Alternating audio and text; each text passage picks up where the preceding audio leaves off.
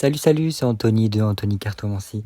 Eh oui, ça y est, on est déjà en décembre, on arrive à la fin de l'année, donc notre dernier mois à accomplir avant d'attaquer une nouvelle année qui j'espère sera meilleure que 2022. Aujourd'hui, on se retrouve pour un petit tirage, donc pour voir le mois de décembre, un petit peu de façon générale pour tout un chacun, les éléments positifs, les éléments négatifs, un petit peu dans quelle idée ça va se faire et tout ça.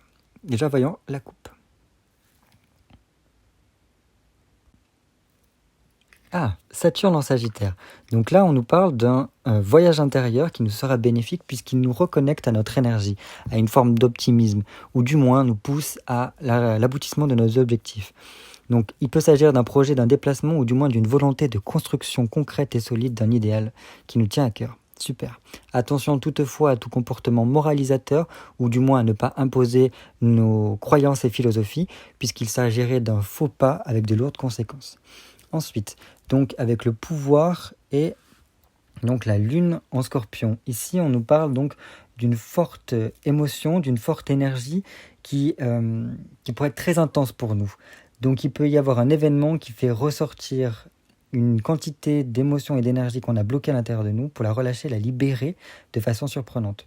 Il peut s'agir d'un cadeau, d'un secret, d'un héritage du passé qui nous est transmis et qui nous permet d'ouvrir de nouvelles portes dans notre vie. Attention, il sera important d'équilibrer le yin et le yang, notre côté féminin et masculin, pour y parvenir. Nous allons passer au tirage. Alors, pour décembre 2022, côté positif. Décembre 2022, côté négatif. L'idée, le résultat du décembre 2022 et la synthèse.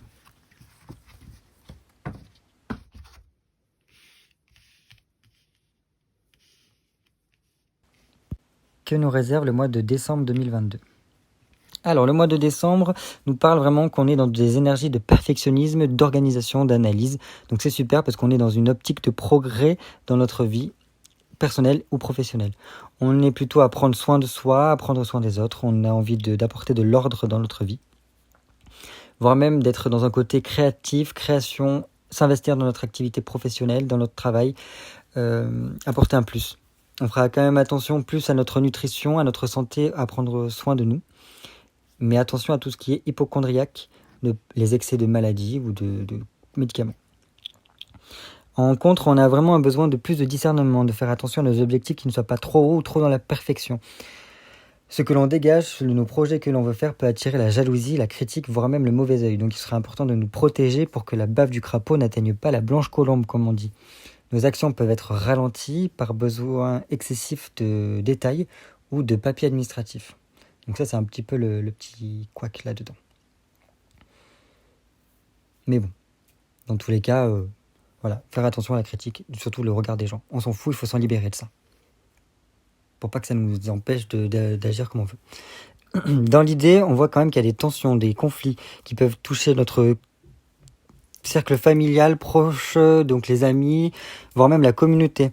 Donc ça peut engendrer de grosses émotions. Il sera important de rediriger cette énergie vers notre but initial qui est d'améliorer notre qualité de vie personnelle et professionnelle. Et donc les disputes peuvent être en lien par rapport à des mauvaises actions, des séparations, des divorces, voire des héritages ou des problèmes de garde. Dans tous les cas, il ne faudra pas trop se laisser envahir par ça et bien rediriger l'énergie. En résultat, on a quand même de belles opportunités qui s'offrent à nous, mais il faudra bien sûr les saisir. La chance frappe à notre porte et donc il ne faudra pas louper le coche pour apporter plus de plaisir et de confort dans nos vies. Les choses sont amplifiées et en expansion. Attention toutefois à ne pas faire ressortir notre côté orgueilleux et gourmand, car ça pourrait faire un effet totalement opposé et on pourrait tout perdre. Donc il serait important de faire un juste équilibre, d'être juste avec nous-mêmes et les autres, d'être conscient des priorités, car c'est là la clé.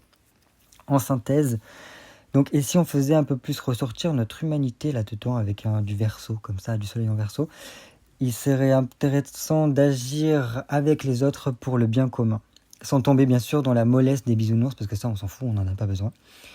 Donc les événements peuvent nous amener à nous refaire une remise en question de nos anciennes croyances et de nos comportements.